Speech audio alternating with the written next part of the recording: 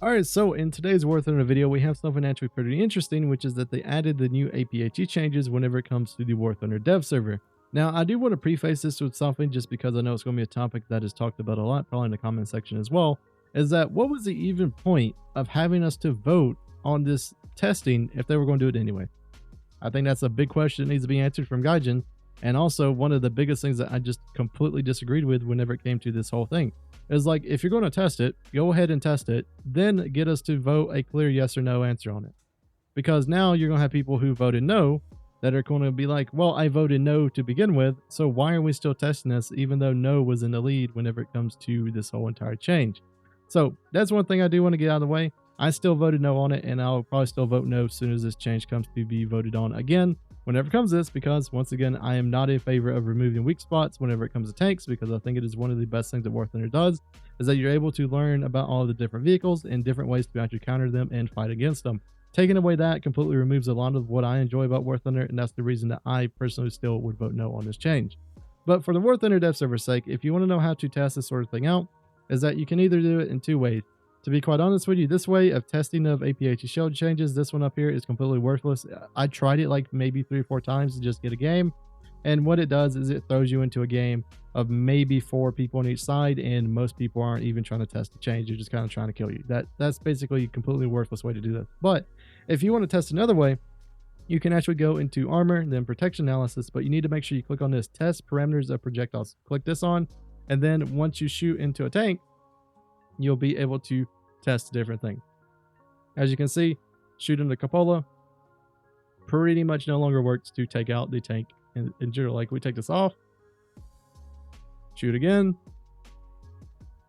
look at all of the damage that it does. And that's the whole entire reason of why I personally am not wanting this change to come into the game, because you take away a bunch of different weak spots for different tanks, which I think is just completely outrageous whenever it comes to War Thunder. So that's my opinion on it. We're going to be testing a lot of vehicles within this.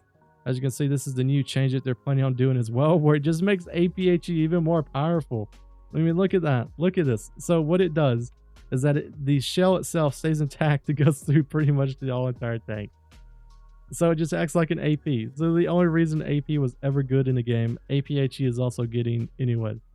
There's another thing I do want to point out. So whenever you do have these rounds which have high explosive mass, they basically should nuke everything. So all these vehicles like IS2s, the Tiger with the like super shot, I like to call it, all of these vehicles are still going to perform very well. And even though it's a super shot, look at all that damage.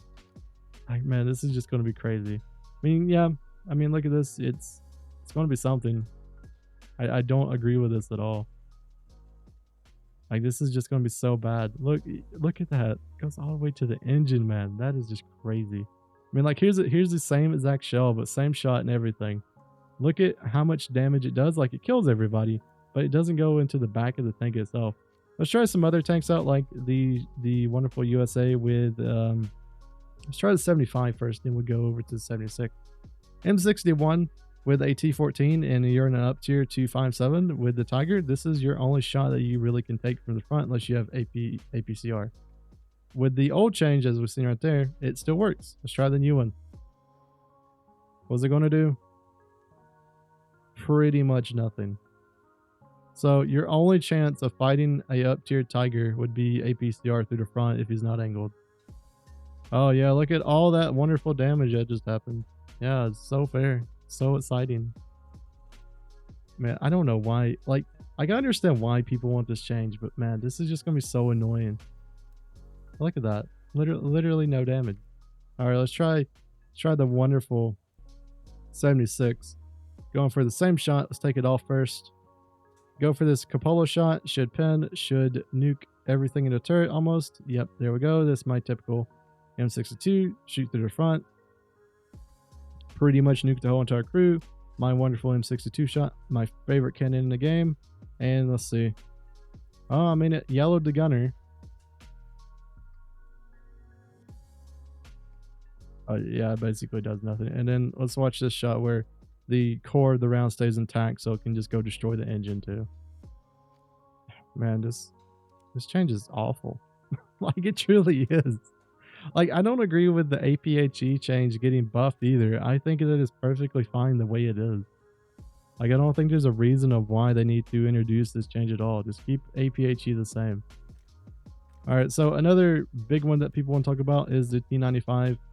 Once again, the T95, pretty much every single like tank, like even if we go to the E100 even, and then we load the Saber round, like you have very few slots that you can actually shoot this guy with and actually kill him, which that's like a super overpen.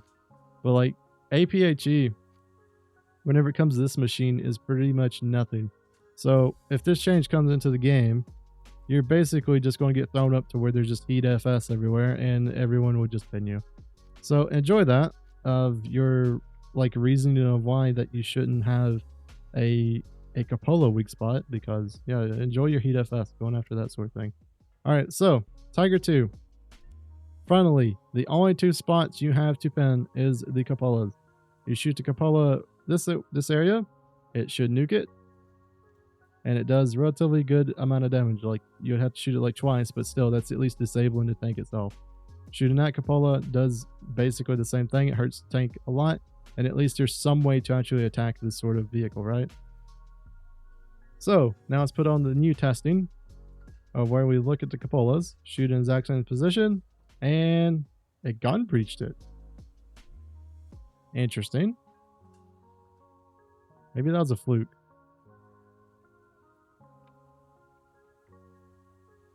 Huh. This is like the first time I'm looking this as well, and that's weird.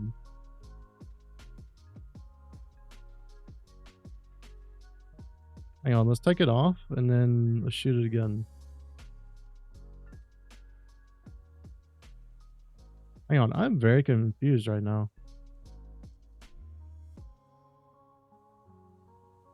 Why does it seem like it's doing more damage whenever it comes to the new system of shooting the Cupolas?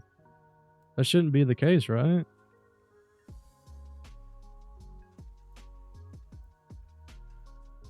I think what it is... Alright, so this is like big brain thinking here. I think it's the new fragments that they have. Because the new fragments, which is also an increase in buff to APHE, also is acting like armor-piercing shells. So whenever it explodes, like if it explodes right here, and those shrapnel shells are going down into the breach, it actually is technically doing more damage. So that's why sometimes it's like breaching the cannon breach compared to the old system. So that's actually very interesting, actually. Like let's try like a lower caliber gun that will be able to fuse. Like let's go the 76 Jumbo with M62.